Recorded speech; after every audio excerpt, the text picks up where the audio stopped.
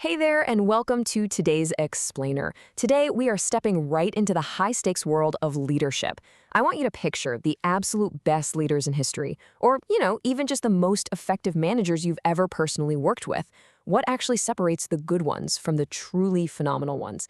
You might think it's raw intellect, right? Or maybe strategic genius, or just a completely flawless resume. But, well, the research points to a totally different secret weapon. It is a highly specific, highly trainable skill known as emotional intelligence. Okay, let's dive right into this. Here's a quick look at our agenda. First, we'll define emotional intelligence. Second, we'll look at the 4 pillars of EI. Third, we're going to compare emotional versus intellectual intelligence. Fourth, we'll see EI in public service. And finally, number 5, we'll cover its growth and limitations. So, Section 1, Defining Emotional Intelligence. Let's kick this off with a foundational question. When you interact with someone, especially a leader, what truly leaves a lasting impact on you?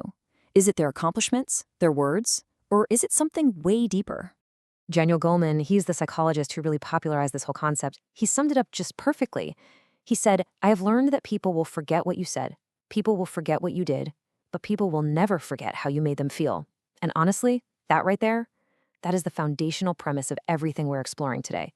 Human connection and emotional resonance just completely supersede mere actions or words. So what's the actual formal definition here? Emotional intelligence, or EI, is the cognitive ability that facilitates interpersonal behavior. Basically, it's about understanding, managing, and effectively expressing your own emotions, as well as the emotions of the people around you. Now, I know the word emotions can sometimes sound a bit abstract. Actually, scratch that. It can sound downright soft in a business context, right? But make no mistake, this is a highly practical, measurable cognitive ability. It is absolutely essential for both personal and professional success. Moving on to Section 2, the 4 pillars of EI. To really grasp how this works in the real world, we need to break down the mechanics into 4 main categories. Now, what's really interesting about this is how elegantly it maps everything out into a simple grid. Think of it like a giant puzzle. Notice the 2 rows here, personal competence and social competence, and then the 2 columns, what I see, which is all about awareness, and what I do, which is management. So when you look at your own personal competence, you have self-awareness and self-management. Then when you flip that to the social realm, you get social awareness and relationship management. Literally every interaction you have falls somewhere on this matrix.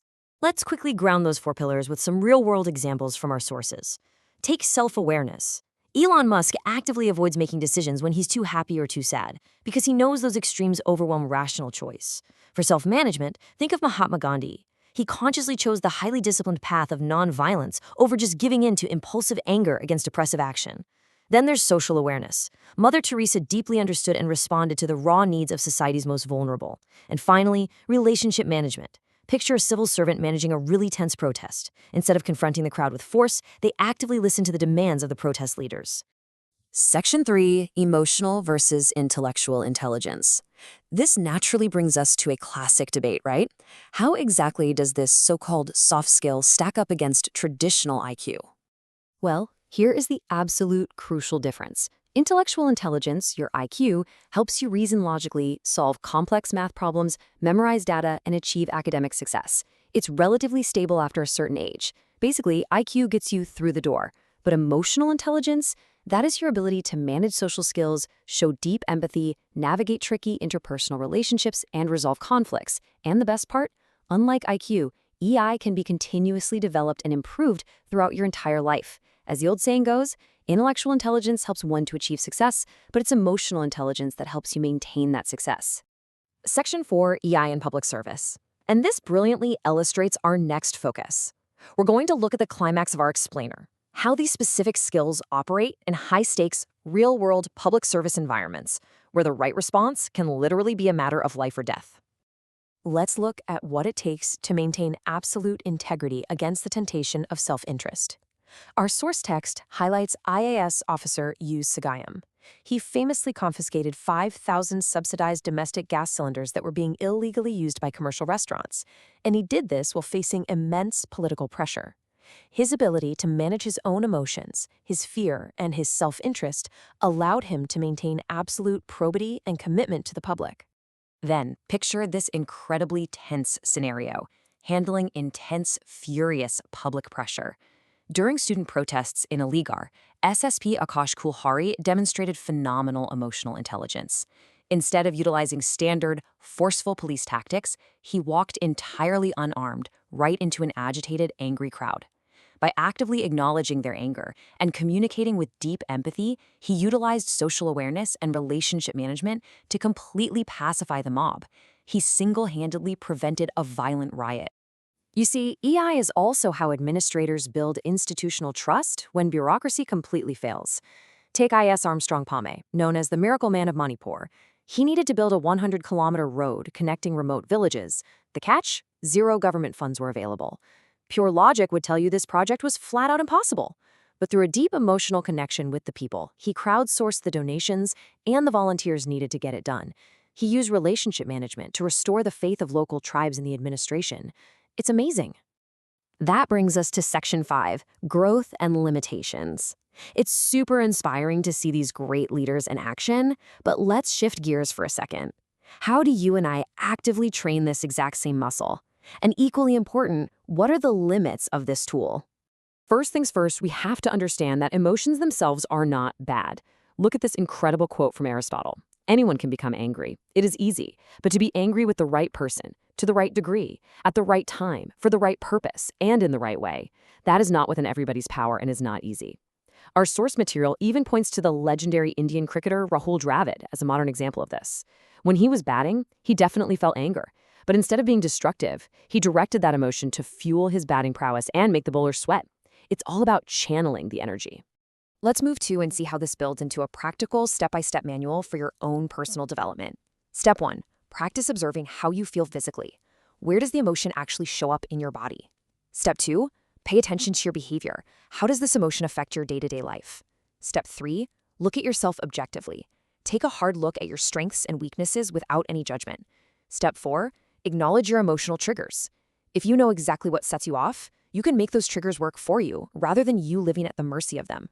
And, massive institutions actively train these skills too. For public servants, development comes through strict mentoring and rigorous exercises. We're talking things like role reversal training at the police academy to artificially build empathy. They also observe selfless role models in action, like IAS Tina Dobby working for refugee settlement. And they engage in extensive field visits to truly understand the people they serve long before a crisis ever hits. So the crucial point is this.